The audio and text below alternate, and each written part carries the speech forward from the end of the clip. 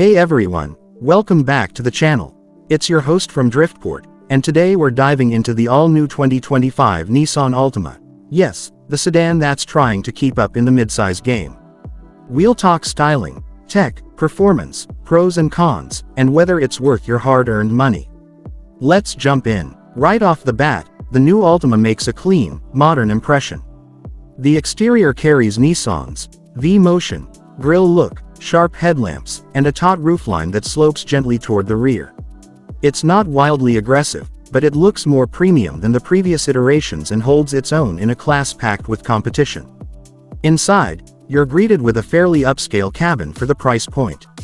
There are optional touches like a larger 12.3-inch touchscreen, wireless smartphone integration, and available leather upholstery depending on the trim. Rear legroom and trunk space are decent. You don't feel as cramped as you might in some compact sedans, which is a plus if you're using this car for daily drives or commuting.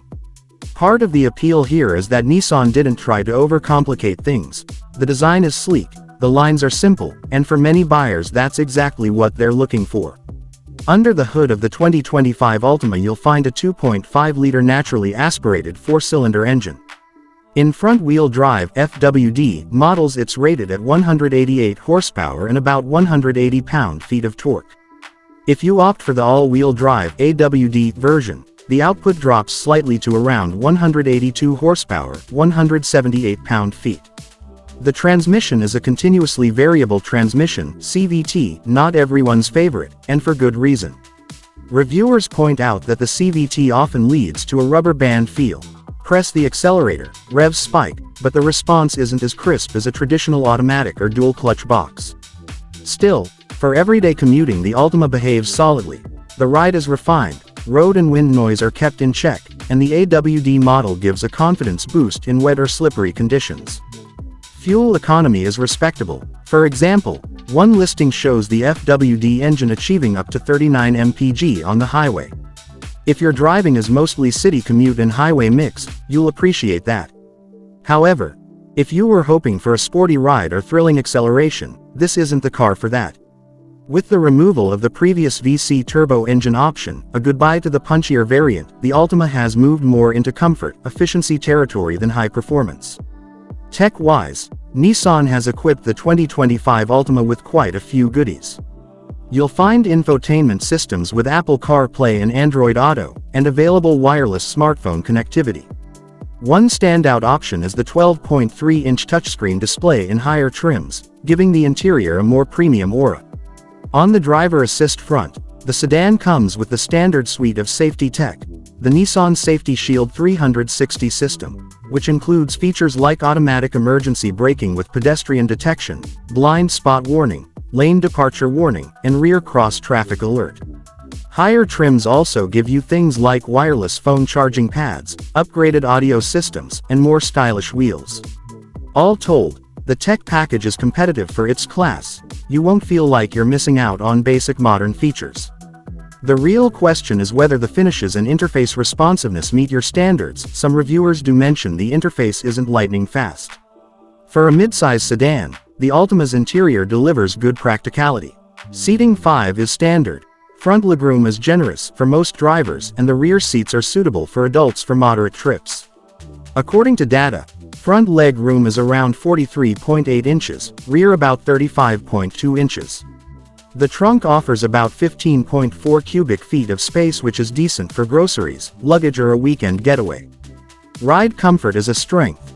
Reviewers praise the composed suspension and quiet cabin, meaning you could use this car for daily commutes, highway cruising, maybe even family use. The materials are solid enough in the mid-trim levels, though you might find more premium touches, like full leather, upgraded trim only in the highest variants. If you live in a region with bad weather, heavy rain, snow, the optional AWD is a big plus for the extra traction, a real practical advantage that many rivals may only offer as costlier or only with hybrid variants. The Altima 2025 comes in several trims: S, SV, SR, and SL, with FWD or optional AWD depending on trim. Pricing in the US starts in the high $20,000 range for the base S trim, around $27,000 for FWD. If you move up to a better equipped trim or add AWD in options, the price climbs accordingly, for example $30,000 plus. One benefit for 2025. The Altima offers optional packages such as the SV Special Edition, which enhance styling and tech features. So depending on your budget and desired features, you have flexibility. For buyers in Pakistan or South Asia, import costs, duties, availability of trims may change the price significantly. Keep that in mind if you're evaluating it locally. Stylish, modern design and credible interior fit and finish for its class. Competitive tech and safety features, good value. Available AWD is a strong sell for regions with challenging weather. Good fuel economy and comfortable ride for daily driving. The CVT and single-engine option make performance feel less engaging than some rivals. Reviewers note the rubber band effect and lack of thrill. While the cabin is comfortable, some materials and the interface responsiveness don't match the very top luxury sedans. If you were hoping for a sporty sedan experience, this may not satisfy. It leans more on the comfortable side than the performance side. For buyers outside the US, the local availability of trims, parts, and service network should be checked. If you're after a reliable, comfortable, well-equipped midsize sedan that offers good tech, optional AWD, and solid fuel efficiency, the 2025 Nissan Altima is a smart choice. It checks many practical boxes.